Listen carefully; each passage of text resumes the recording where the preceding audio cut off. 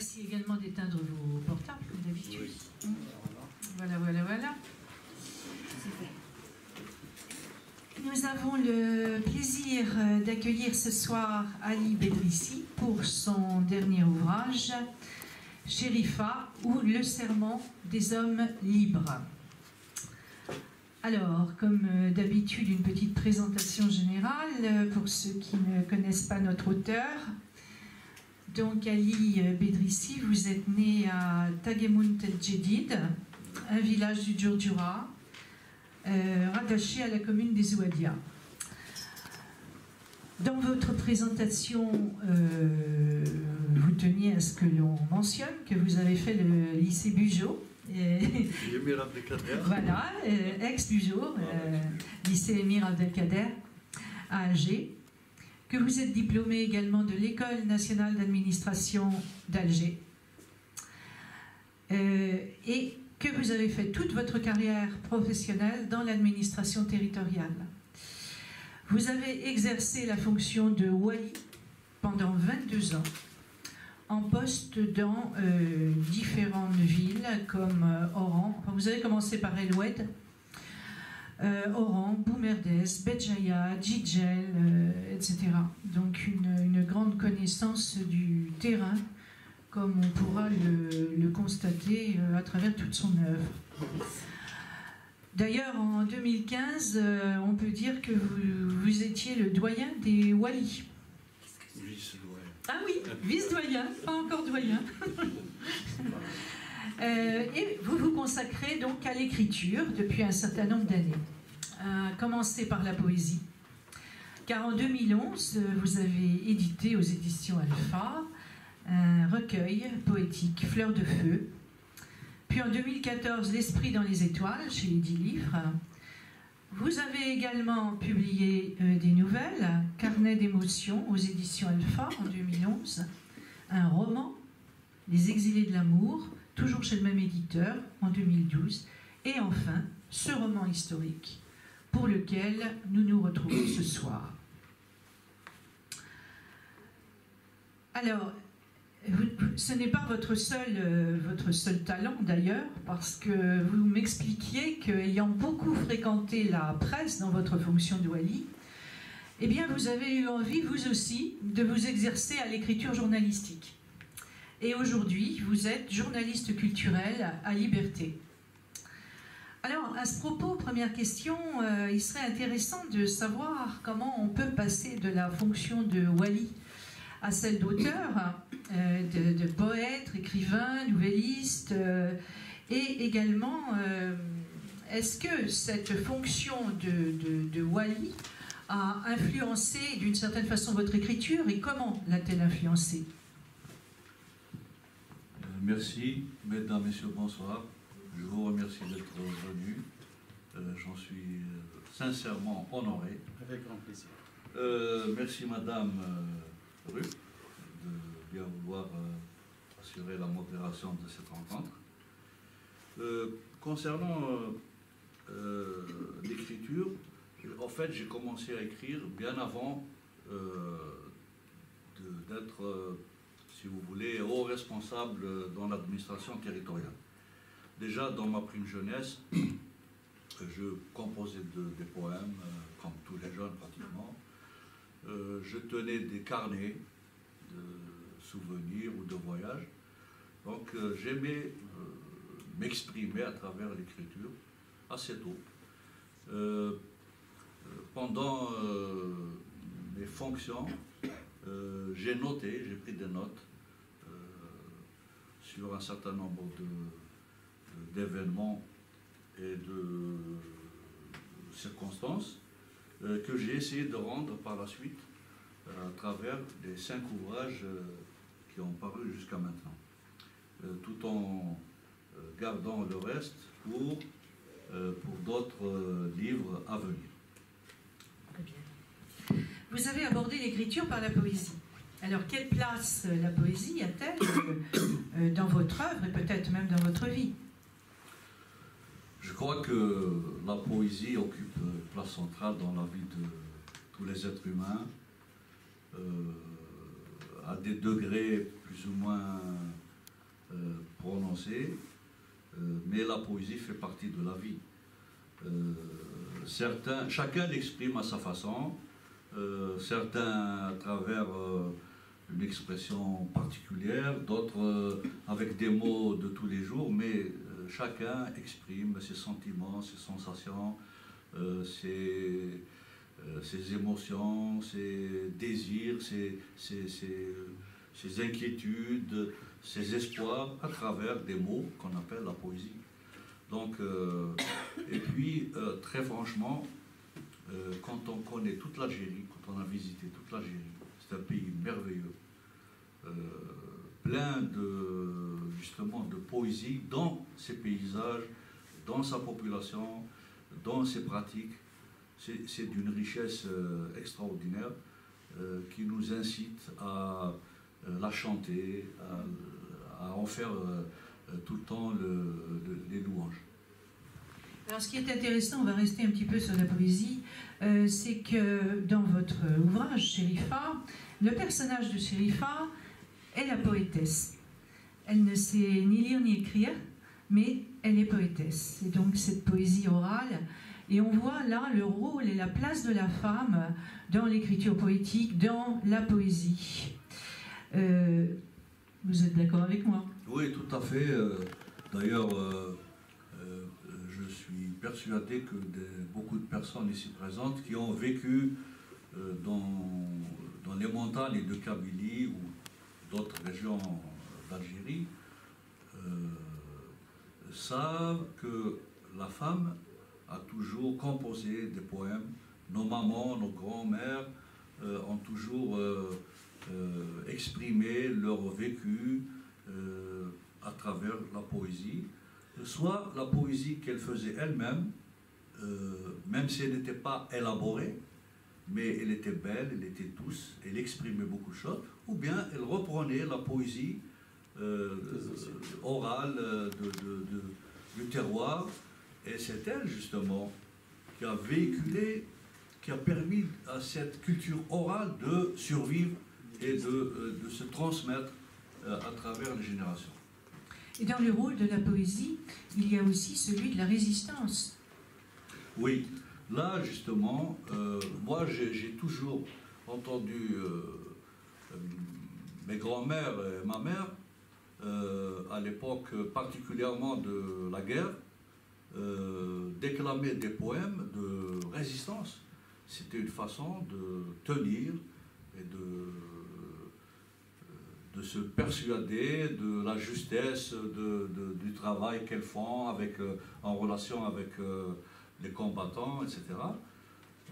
Donc j'ai baigné un peu dans ce milieu où la poésie était synonyme de résistance.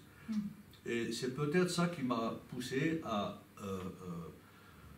donner un peu le même rôle à Chérifa, qui effectivement compose des poèmes où elle galvanise son mari de combattant et elle transmet la force, la puissance de l'espoir à son mari, qui lui dit comment tu arrives à faire des poèmes, parce qu'effectivement elle n'était pas instruite au début. Lui dit la poésie c'est le langage du cœur. Si tu veux faire de la poésie toi aussi, écoute ton cœur et écris ou dis ce qu'il te dicte.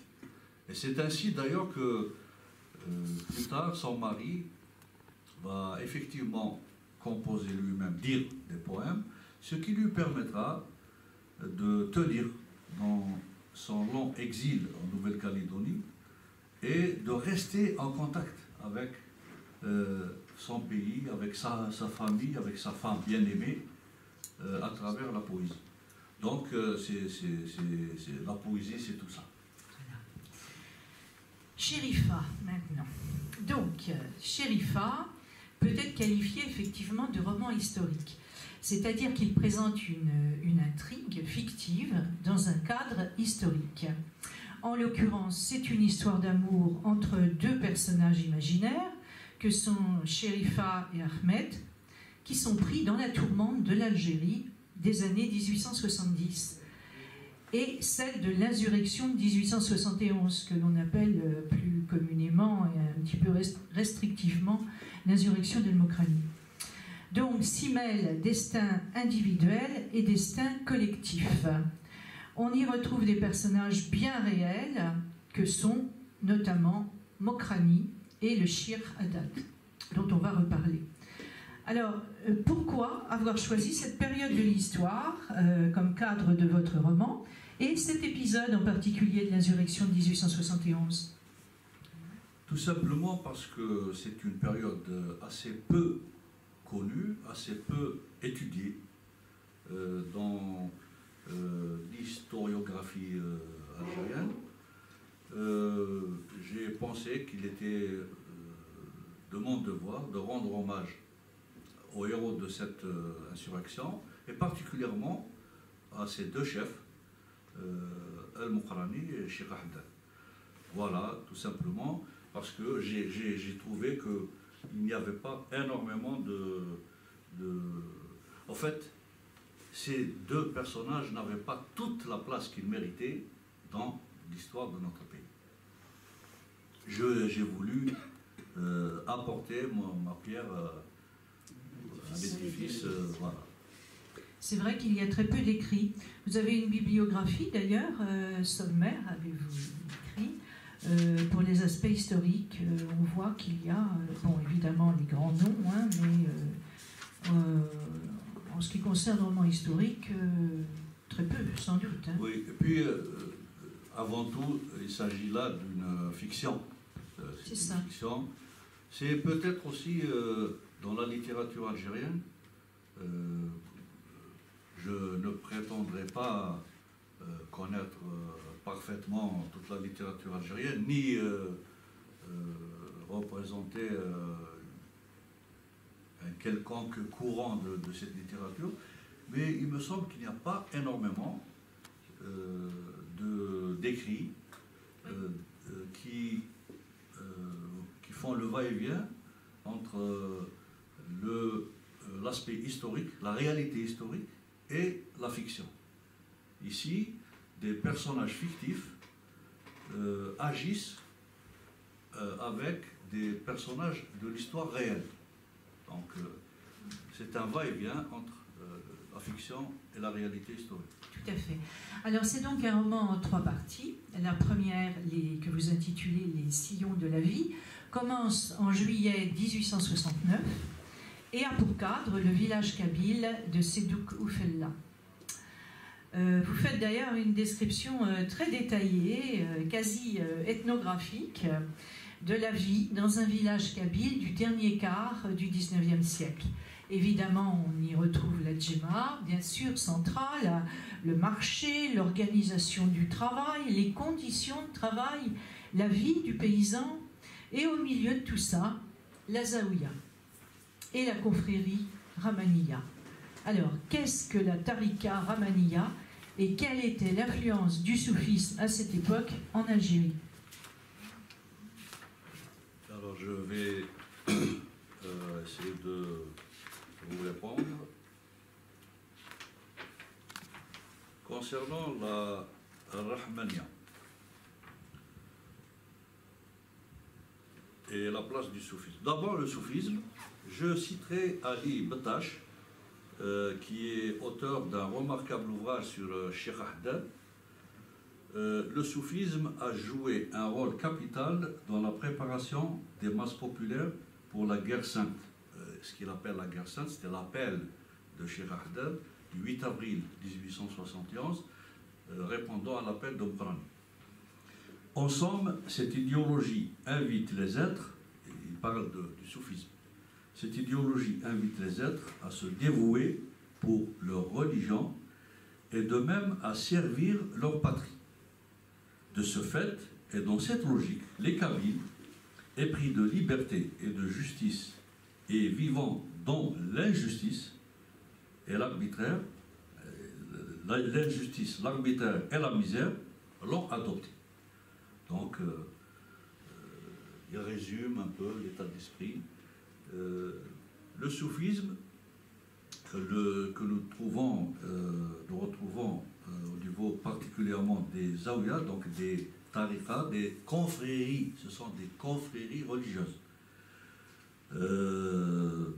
subsistent jusqu'à aujourd'hui, même si parfois il y a des, disons, des approches différentes. Mais à travers l'histoire, c'est généralement au niveau de ces confréries religieuses que le vrai islam a été prôné, loin de tout extrémisme, un islam apaisé, que les gens vivent naturellement. Et cet islam que nous souhaitons voir régner aujourd'hui, particulièrement avec tout ce qu'on entend, tous les débats qui sont en cours, tous les conflits autour de certaines notions. Nous, l'islam que défendait justement Cheikh Haddad et ses disciples, c'était un islam aussi naturel que l'air que nous respirons, c'est l'islam de nos ancêtres, dénué de tout extrémisme et de toute animosité envers les autres. C'est l'acceptation de l'autre. Voilà. C'est le vivre ensemble. Voilà. C'est ça l'islam apaisé.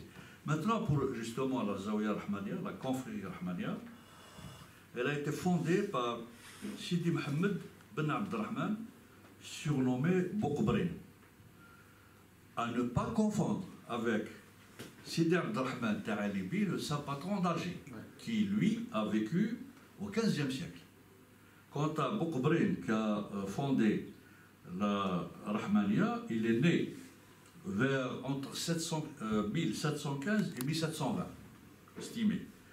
À Ismaïl, dans la région de Bogny, il est mort vers 1793, après avoir effectué des périples en Inde, en Turquie, en Arabie et au Soudan. Cette confrérie entretenait, comme je l'ai dit tout à l'heure, un islam très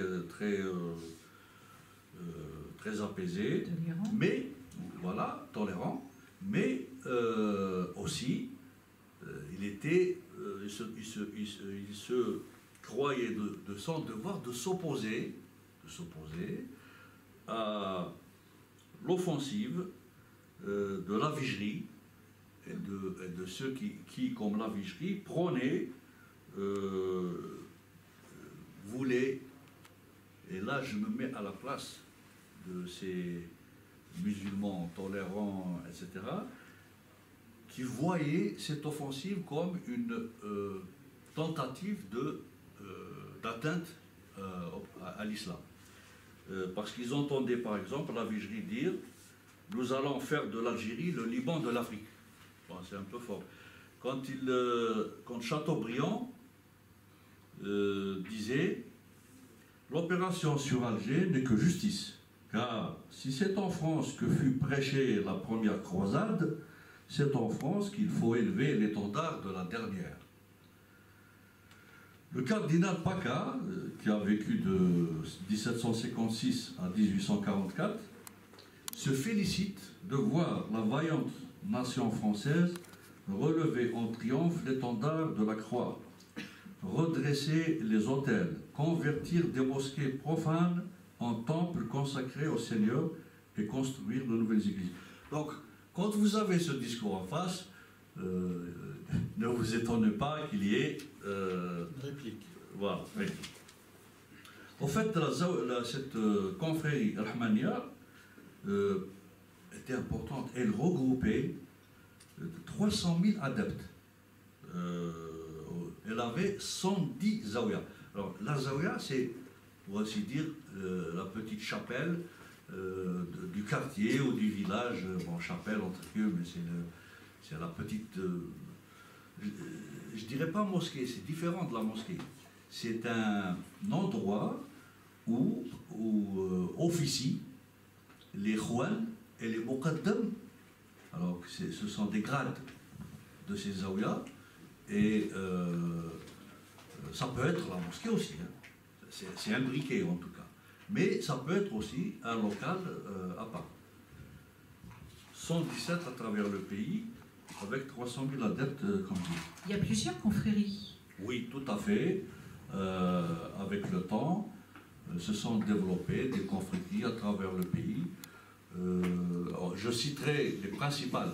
Bon, il y a la confrérie Rahmania, il y a la grande confrérie qui rassemble près de 500 millions d'adeptes actuellement, aujourd'hui. Entre l'Algérie, le Maroc, la Tunisie et l'Afrique subsaharienne, particulièrement au Sénégal, c'est la Tijania. Voilà. Il y a une influence considérable. Et vous avez d'autres zaouïas à rayonnement plutôt local, comme la Qadiria, dans la région de Ouargla. Les Mourides, non? Mourides, non? Pardon? Mourides, non? Pardon? Les Mourides. Les Tidjani et les Mourides. Oui, c'est une. Comment on appelle? Un prolongement. Prolongement. Vous avez d'autres petites confréries un peu mais partout. essentiellement, Voilà. Mais essentiellement, c'est Ramania et Tidjania. Tidjania, c'est pas celle qui avait accueilli Isabelle Eberhardt?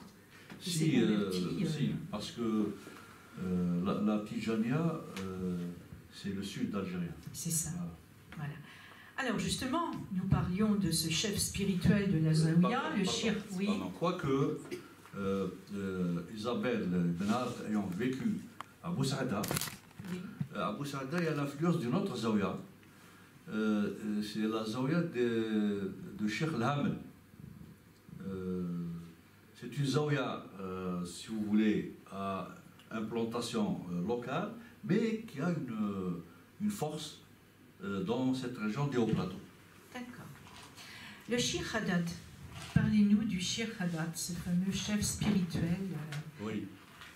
Alors, Cheikh Haddad est né vers 1790 à Sedouk. Donc, comme je l'ai dit, il était le chef de la confrérie Rahmania. Il a répondu à l'appel de Mokrani.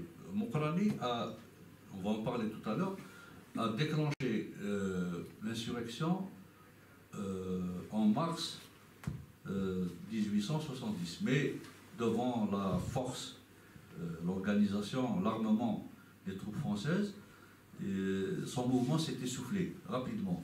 Donc il a demandé de l'aide au seul homme qui pouvait l'aider à l'époque, qui avait cette confrérie bien répartie à travers le pays, qui tenait un peu, si vous voulez, la population, qui pouvait donc les soulever.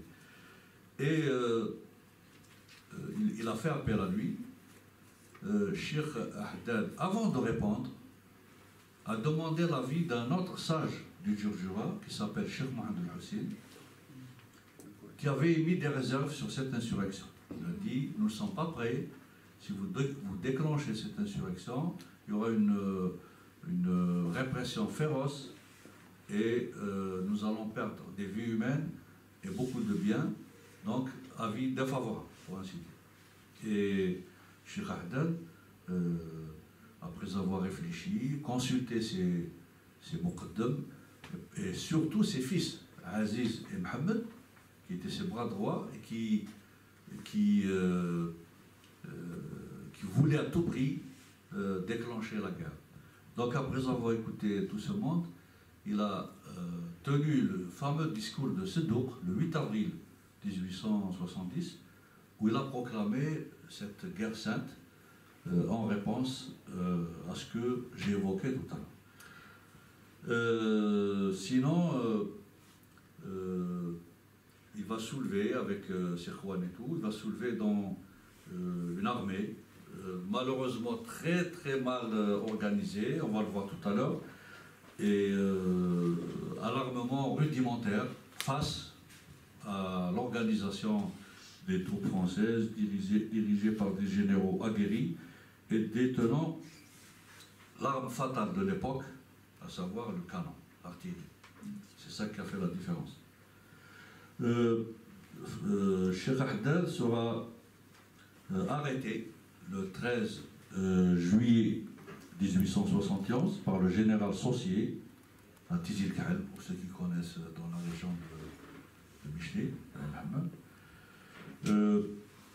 son procès aura lieu au printemps 1873. Il a été condamné à 5 ans de prison le 19 avril 1973, à l'âge de 83 ans. Il est mort 10 jours après, le 29 avril, à la prison de Koudia, à Constantine.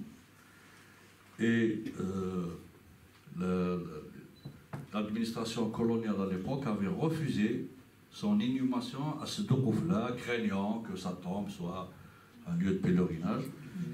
Voilà. Il en sera de même d'ailleurs pour son fils Aziz, quand il mourra ici à Paris.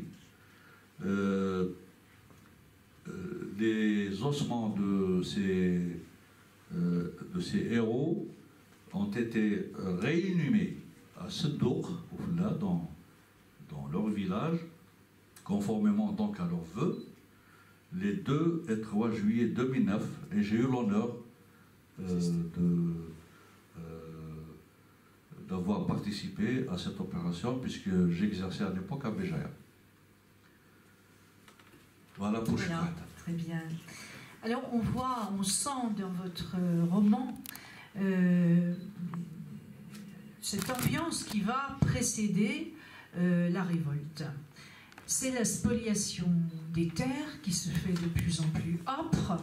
C'est la dépossession des fermiers qui sont obligés de travailler sur leurs propres terres qui ne leur appartiennent plus pour des salaires de misère, un quasi-état d'esclavage. Et c'est tout cela, bien sûr, qui va provoquer la révolte, cette injustice croissante. Et nous arrivons à ce personnage de Mokrani. Alors, parlez-nous succinctement de oui. Mokrani. Alors, Mokrani, tout à l'heure, vous me parliez du nom, particulièrement parce du nom. qu'on dit souvent El Mokrani. Voilà. Alors, en fait, il est originaire de l'Aqla'an Abbas, donc dans la région d'Iril Ali, dans la wilaya de Béjaïa actuelle. Dans son village à l'époque, on l'appelait Mohand Nas Mokhar. Comme tout. Voilà. Mais comme il régnait aussi, il était khalifa. C'était le grade supérieur à Bachara. Il était khalifa, ensuite il a été rétrogradé au grade de Bachara. Comme il régnait sur les hauts plateaux, donc c'est une région où il y avait donc une population à la fois berbérophone, arabophone. Il évoluait dans cet espace. On l'appelait Hajj, comme effectivement c'était un Hajj, on l'appelait Hajj Mohammed ben Hajj Hamad, parce que son père s'appelait Hajj Hamad. Donc c'est Mohammed ben Hajj Hamad al-Muqarram, qui a toujours été le Bachara de la Medjana, donc la plaine, le haut plateau du côté de Otasétif, Bourj-Barérige et les montagnes de Genzet.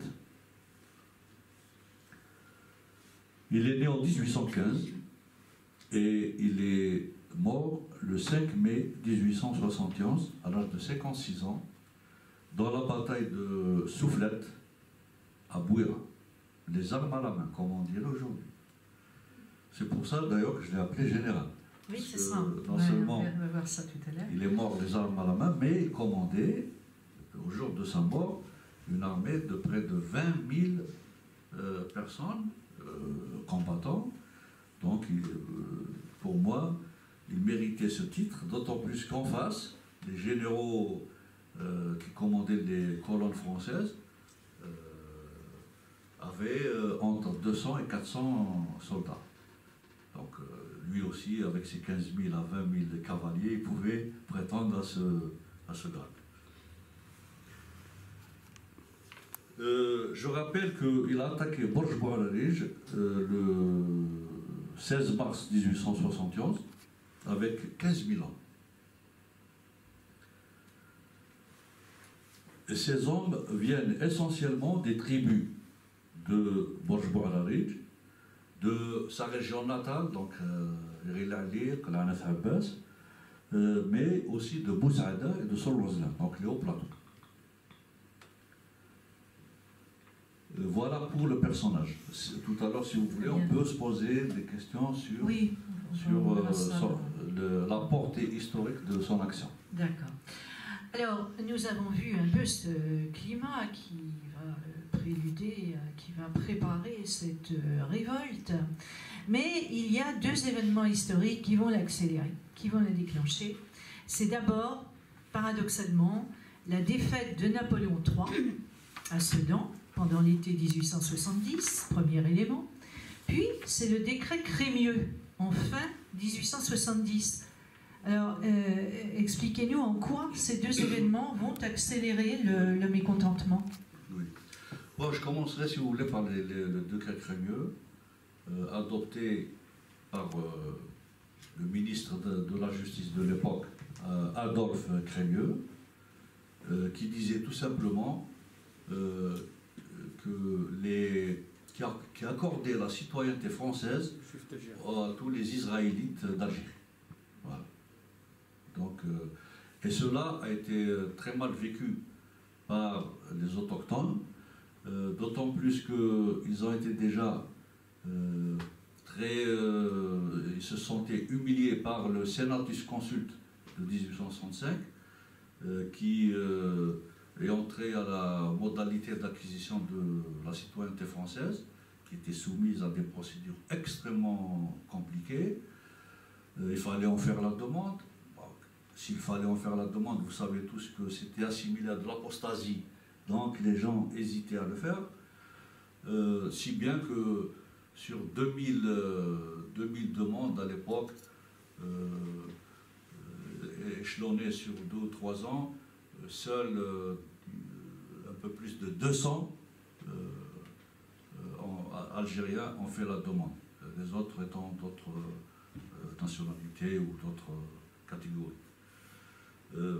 Parce que la peur de l'apostasie est très forte, d'être considéré comme, vous savez comment on les appelait à l'époque, Toulousi. Donc c'était très fort, ça entraînait parfois le bannissement des concernés. Concernant ce qui s'est passé après la chute du régime de Napoléon III, c'est que, pour résumer, le pouvoir est passé des mains des militaires aux mains des civils. Or, tant que Boukrani et si vous voulez, les gens qui étaient un peu comme lui avaient affaire au cercle militaire, ils jouissaient d'un certain respect, du respect aussi de la parole donnée, etc. Relativement. Parce que les cercles militaires avaient l'intelligence d'agir ainsi pour permettre à ces chefs de tenir la population. L'administration civile qui a remplacé les cercles militaires, c'est-à-dire les municipalités, les administrateurs civils, agissaient brutalement et avaient adopté une politique alignée sur les intérêts des colons. Ouvertement alignée sur les intérêts des colons. Et donc, c'est de là que va s'accélérer la dépossession, l'accaparement des terres, puis les humiliations, etc. Et qui va donc précipiter, renforcer le sentiment de révolte et précipiter l'insurrection. Voilà.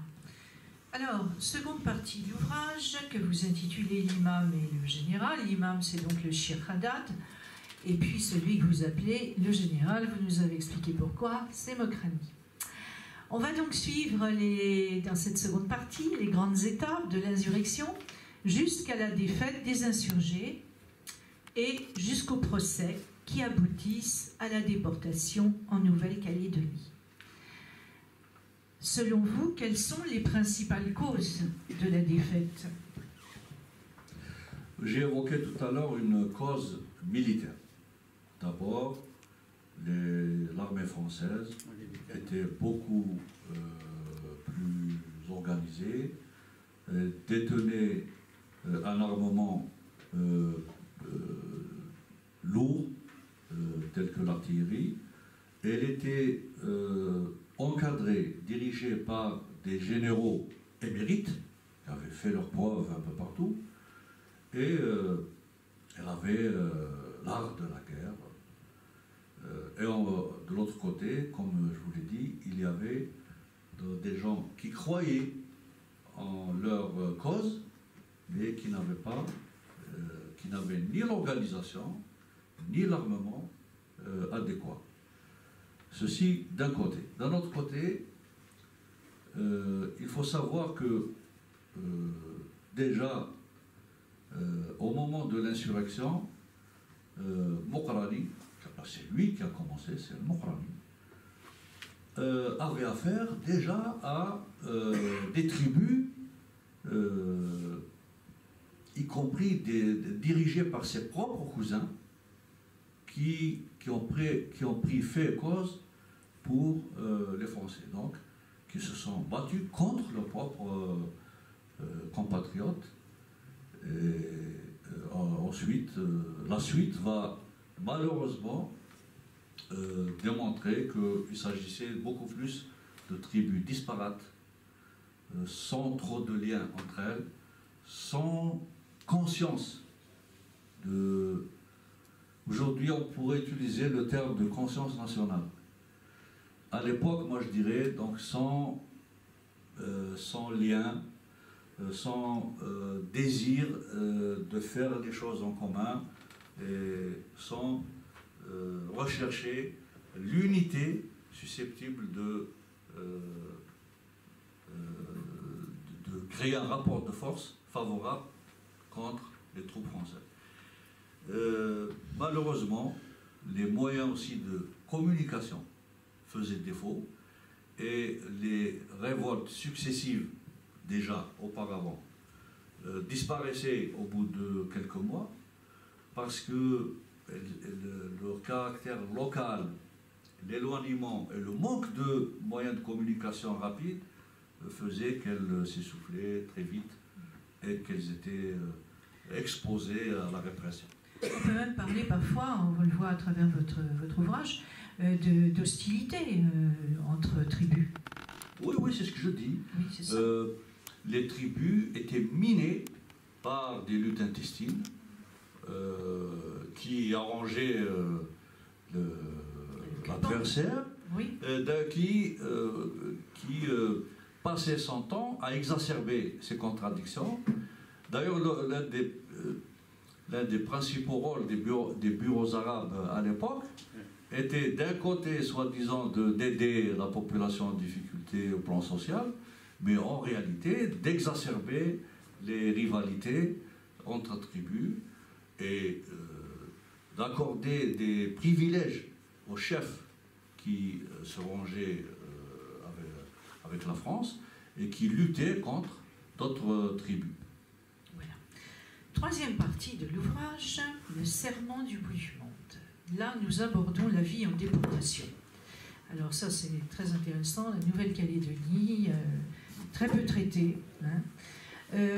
Commençons par les conditions du voyage. Quelles étaient les conditions du voyage de ces insurgés? Alors, il faut savoir qu'il y a plusieurs sortes de déportés en Nouvelle-Calédonie. Il y a d'abord les déportés de droit commun. Depuis très longtemps, les condamnés de droit commun étaient acheminés un peu partout, soit en Guyane, soit en Nouvelle-Calédonie. Certainement qu'on voulait les éloigner le plus possible, particulièrement les plus dangereux d'entre eux. Et il y avait 200, les historiens parlent de ce chiffre, de 200 algériens déportés suite à l'insurrection de 1871. Le nombre de forçats de droit commun est beaucoup plus important. Pour ces déportés politiques, ils ont été acheminés à bord de 11 convois sur près de 30 000 km. Le premier convoi, le 11e convoi est parti le 18 janvier 1875 à bord du Calvados, qui a mis 135 jours. Pourquoi je parle de ce 11e convoi? Parce qu'on y trouvait Boumzrek, le frère de Mokrani, qui a pris la relève à la mort de son frère. On trouve Aziz et Mhed, les enfants, les fils de Cheikh Ahmed. Alors, j'ouvre une petite parenthèse, si vous permettez. J'ai ici les numéros d'embarquement. Donc, Mohamed est bien parti avec eux. Il a été embarqué. C'est le numéro 2943. Mais on n'a jamais retrouvé sa trace de l'autre côté. Jamais. Aziz s'est évadé. Boumzrek a été amnistié en 1903. Mais Mohamed, on n'a jamais retrouvé ça. Vous avez très bien. Il a nourri les requins. Voilà. Je pense, puisque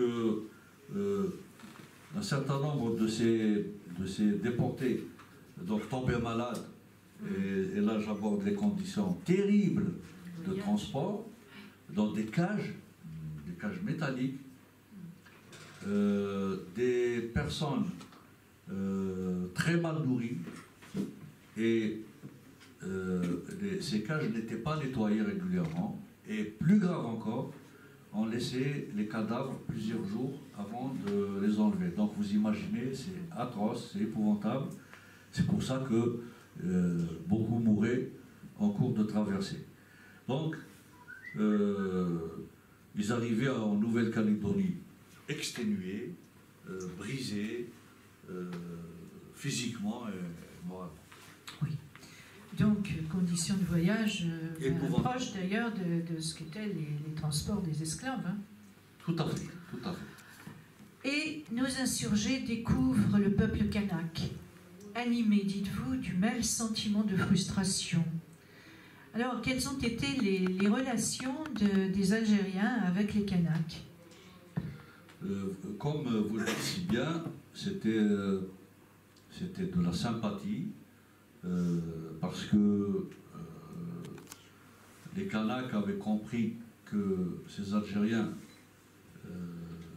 sont arrivés là parce qu'ils demandaient leurs droits, ils luttaient contre un ordre colonial qu'eux-mêmes vivaient, que les Kanaks eux-mêmes vivaient, puisque c'est un peuple autochtone colonisé par la France.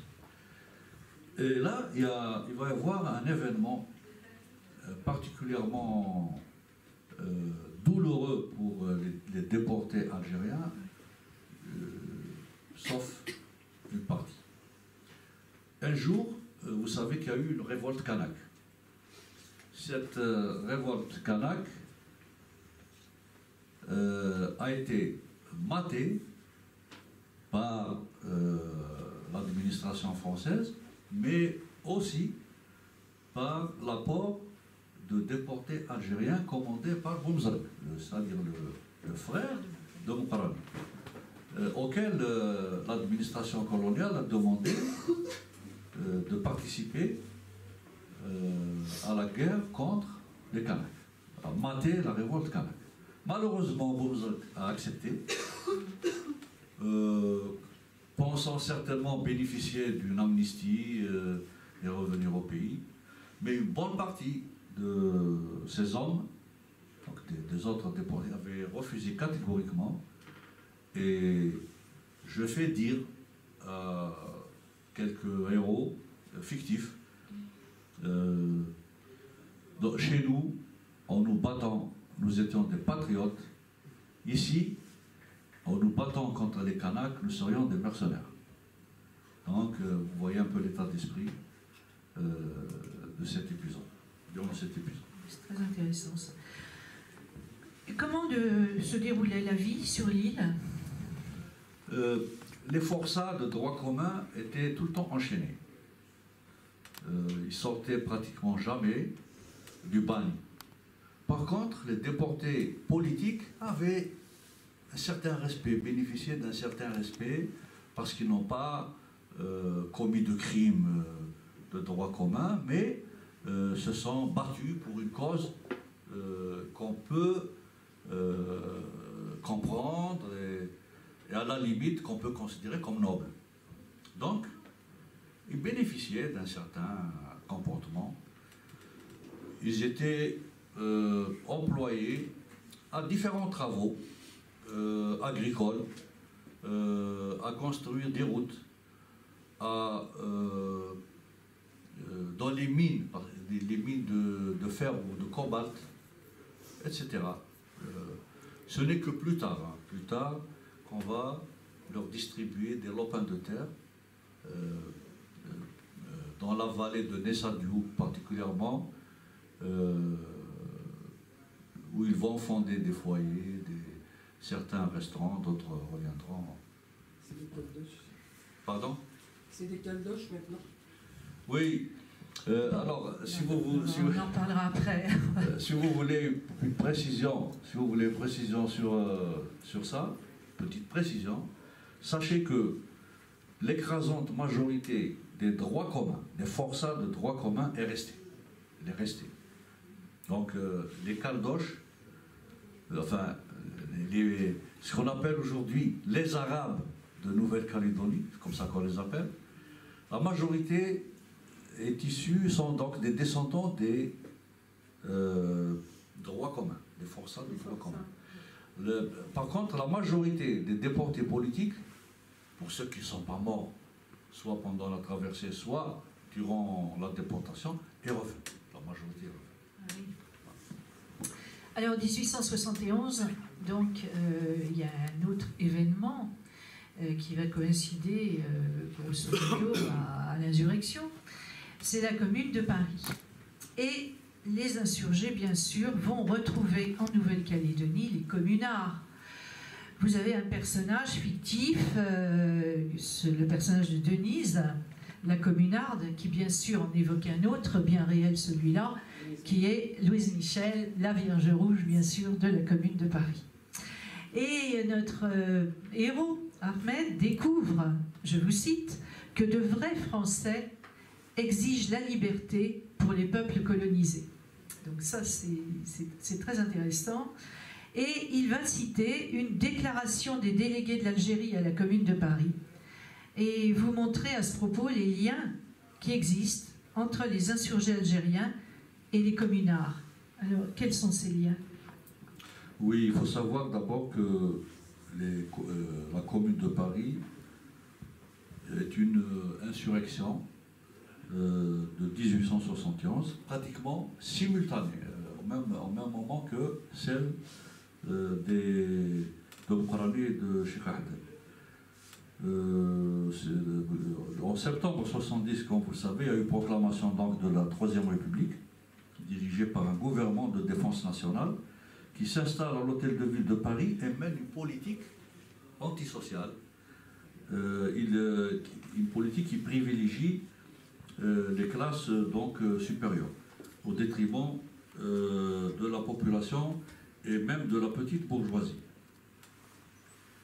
Le 26 mars, il y a eu élection d'un conseil de la commune, composé du prolétariat et de la petite bourgeoisie, des petits commerçants, et qui a adopté des réformes d'inspiration gauchiste. Là, bien sûr, ça ne plaît pas au pouvoir en place, et il va y avoir rapidement une répression terrible de ce soulèvement, de cette insurrection parisienne. Malgré la mobilisation de jeunes, de beaucoup de jeunes, mais inexpérimentés dans le domaine militaire, l'armée régulière va l'emporter, aidée, alors tenez-vous bien, paradoxe, aidée par Bismarck, qui avait défait les Français à Sedan. Donc, comme quoi, lorsque les intérêts sont convergents, on oublie certaines choses. Et donc, il y a eu 6 000 à 7 000 morts communales, c'est pour vous dire que c'était important. Condamnation de 17 000, un peu plus de 10 000 à mort, donc 93 à mort. Donc, il y a eu 10 137 condamnés, dont 93 à la peine capitale. 251 travaux forcés et un peu plus de 4 500 déportés, notamment en Nouvelle-Calédonie. Et c'est là où ils vont retrouver les déportés algériens de l'insurrection. Et il va se tisser entre eux des liens étroits, comme l'a dit Madame Rupp. Denise, qui est le personnage représentant Louise Michel, va effectivement dire que pour nous, les communards, c'est le même combat. Vous luttez contre un ordre colonial injuste et nous contre un ordre social tout aussi injuste. Voilà, c'est ça. Donc, je vous cite d'ailleurs, parce que vous citez vous-même une déclaration des délégués de l'Algérie à la Commune de Paris. Donc, deux événements historiques ont des liens objectifs entre eux. Les insurgés algériens de 1871 et les communards de Paris ont lutté contre le même gouvernement bourgeois.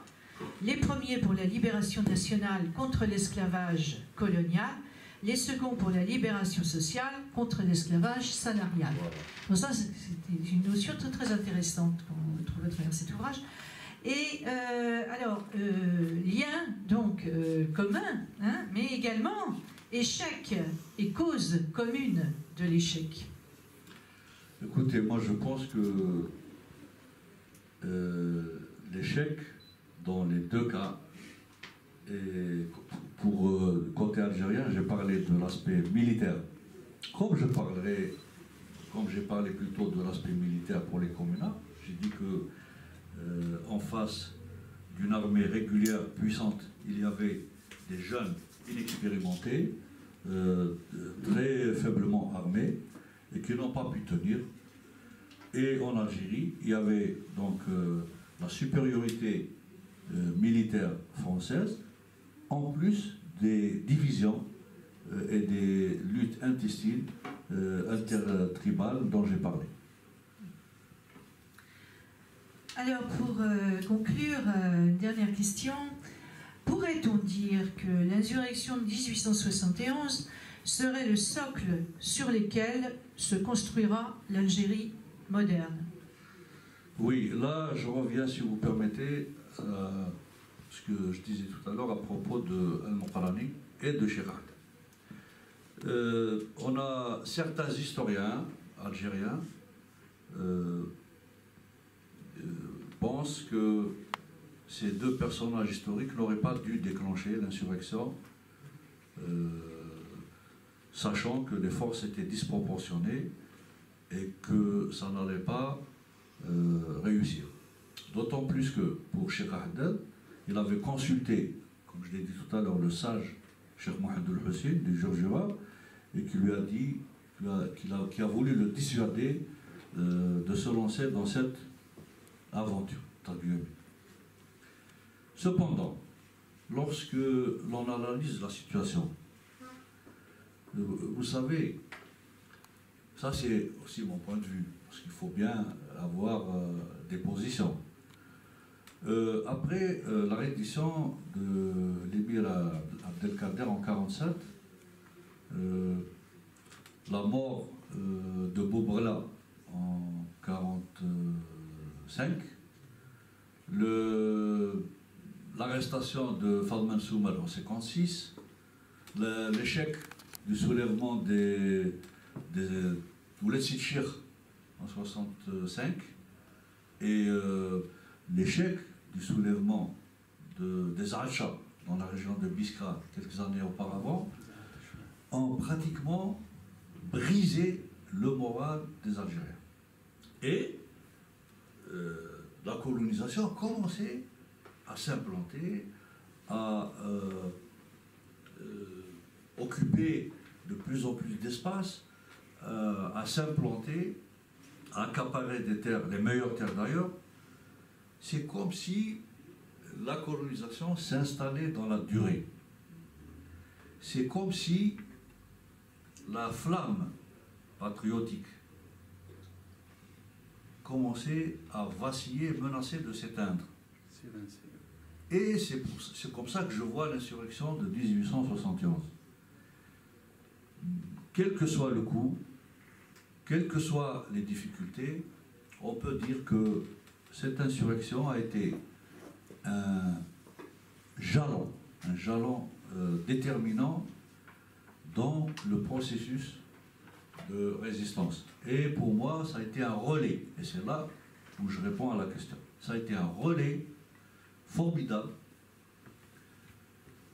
entre les précédentes révoltes qu'on a citées et le mouvement national algérien qui va naître dans les années 20 et qui va, suivant un cheminement laborieux, assez lent, déboucher sur 1954.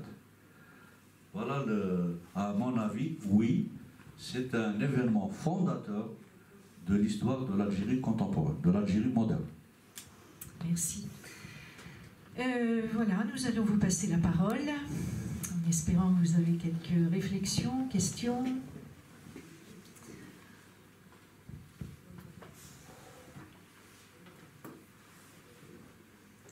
Vous êtes encore sous le coup de... Il faut dire que Madame Rupp, sachez que elle m'a montré son travail un quart d'heure avant votre arrivée. Donc il n'y a pas eu de concertation ou voilà. Mais c'est dire qu'elle a vraiment, d'abord elle a très bien lu le livre. Voilà. Elle a beaucoup travaillé sur le livre et à travers ces questions, elle a cerné l'ensemble des aspects de ce roman. Je vous remercie, madame. Non, c'est moi qui vous remercie, mais ça va le coup, ça vaut le coup, vous savez. C'est bien répondu. Hein. Oui, oui. On peut vous remercier tous les deux. Voilà. C'est gentil. Maintenant, s'il y a d'autres quelques questions, Ouais, moi, je veux bien. quelques précisions à apporter, Oui. allez-y. Ouais, je veux bien. Effectivement, ça a été très bien présenté. On vous remercie tous les deux. Concernant la troisième partie, c'est celle qui m'a le plus intéressée. Alors, juste un petit bémol par rapport à ce que dit M. Medrissi. Il me semble que faire la différence, bien évidemment, entre les déportés de droit commun et ceux de droit politique, c'était pas si évident, parce que certains déportés de droit commun ont été, comme vous l'avez dit, pas forcément pour cette catégorie de personnes, ont été en fait éloignés par les personnes, par les Français en fait. C'était des personnes en fait qui étaient dérangeantes. Il fallait les éloigner le plus possible.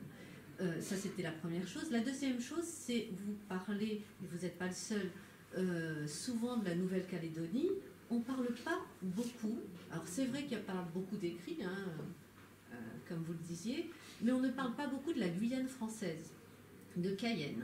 Est-ce qu'il y a eu simplement des déportés de droit commun? Est-ce qu'il y en a eu aussi Ça, c'est une question, je ne sais pas en fait. Oui, merci. Derrière Oui, de toute façon, il doit y avoir certainement des forçats qui sont en fait,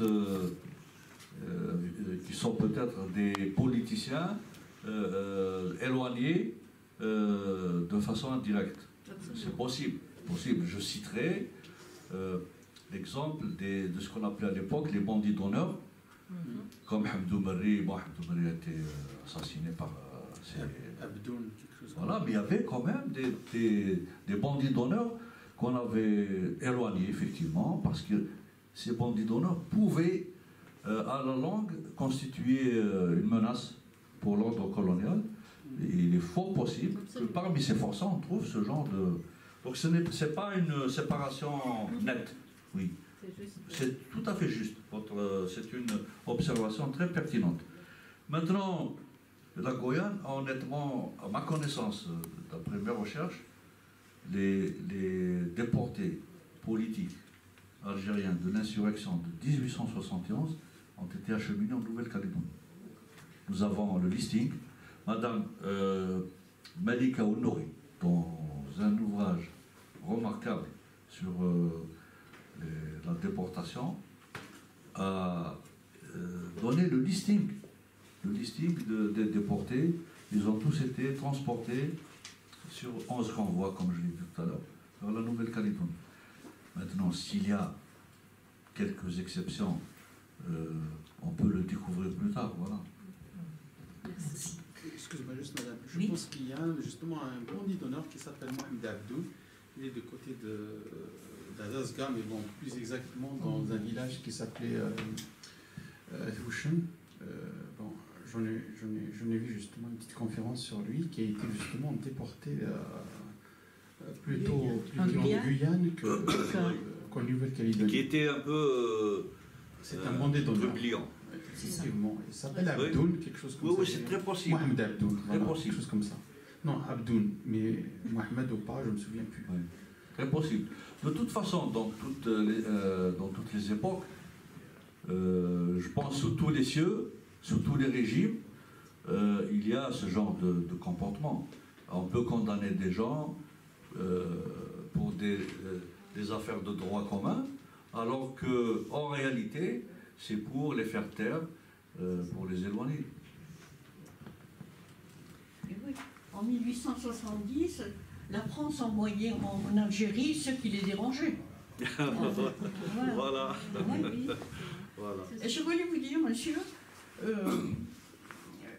je dois vous avouer que je suis originaire d'Oran, Ah, née en 1929. Je suis peut-être la plus ancienne d'ici. ton doyen. Et, oui. Et puis donc, cette histoire me touche énormément, énormément. Hein, puisque mes parents, grands-parents, etc. sont passés par là. Oui. Et voilà, alors je suis prise sous le coup de l'émotion, ça y est, ma mémoire se flanche. Mais je voulais vous dire que vous n'avez pas parlé des Turcs, vous n'avez parlé que des Algériens. Mais quand les Français sont arrivés, c'est en fait à cause des Turcs. Oui. Non, mais madame. Oui, on cerne un sujet. Là. On cerne un parle sujet. de l'insurrection Voilà. Eh de bien oui, mais 1871. Ça, nous sommes en 1871. Les Turcs, Ah oui. c'est 1830 et avant 1830. Bon, si vous voulez mon avis, si je dois parler des Turcs dans la résistance, puisqu'on a parlé de résistance, en 1830, quand les Français sont arrivés, il y avait un gouvernement, l'administration turque à Alger, le DEL. Ils ont tout fait pour sauver leurs richesses, leur peau et leurs proches, et ils ont livré Alger aux Français. Des contingents, des montagnes, à des centaines de kilomètres d'Alger, de toutes les régions qui entourent la capitale, sont venus combattre, parfois à main nue, avec des armes rudimentaires, les Français qui débarquaient, alors que les Turcs, qui avaient un gouvernement, qui avaient soi-disant une armée, qui n'avaient rien fait. Voilà. Là, on peut parler des Turcs.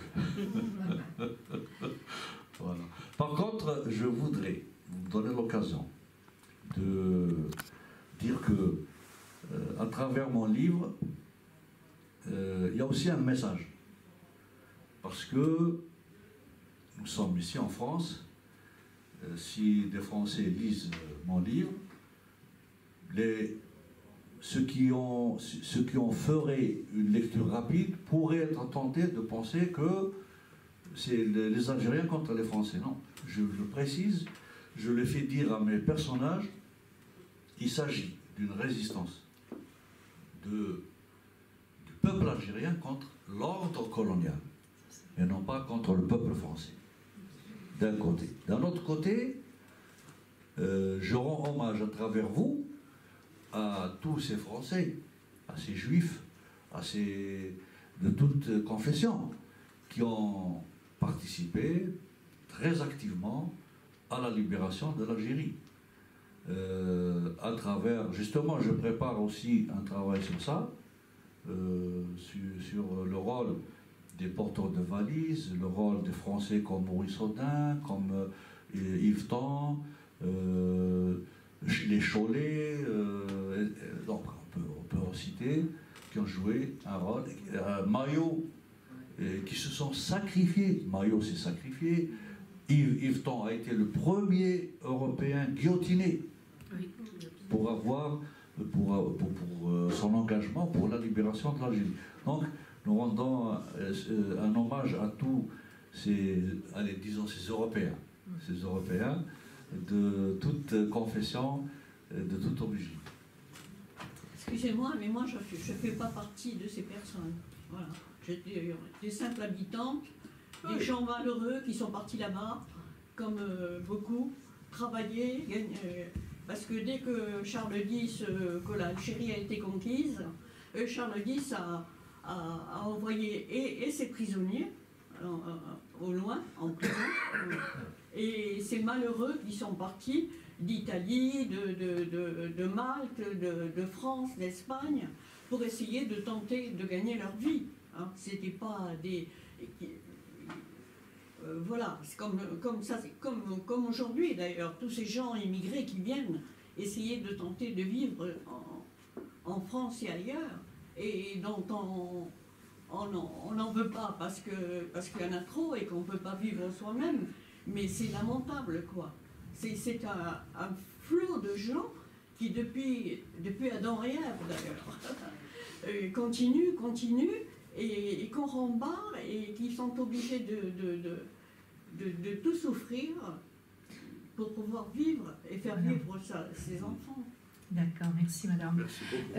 Une dernière question peut-être à propos du bouquin. J'ai juste en fait à écrire encore madame. Donc en fait, voilà, c'était les trois frères, ils s'appellent les trois frères Abdoun, qui sont originaires des Ethnètes. Ils sont effectivement, au début, ils se sont révoltés suite à des différends familiales. C'est une famille maraboutique, ils ont une différence en fait entre eux. Ensuite, ils se sont reliés à Arzq el-Bashir, un autre bandit d'honneur. Effectivement, après qu'ils étaient capturés, ils étaient en fait déportés à Cayenne, plus exactement. Je viens de retrouver ici. D'accord, merci. Eh bien, écoutez, je vous remercie tous de votre curiosité, de votre intérêt, de votre patience. Je vous annonce, il y a 2 événements pour ce mois de mai. Une conférence, processus historique de l'arabisation et de l'islamisation du monde berbère. Une conférence donnée par Omar Amourit le mercredi 16 mai à 19h. Et le 23 mai, vous aurez la projection d'un film documentaire donc, sur ce groupe, les Abranis, film documentaire de Chami Chemini à 19h, voilà, et en ce moment, vous pouvez voir la splendide, bien sûr, exposition de Farid Mamri. Merci à tous et à tout à l'heure.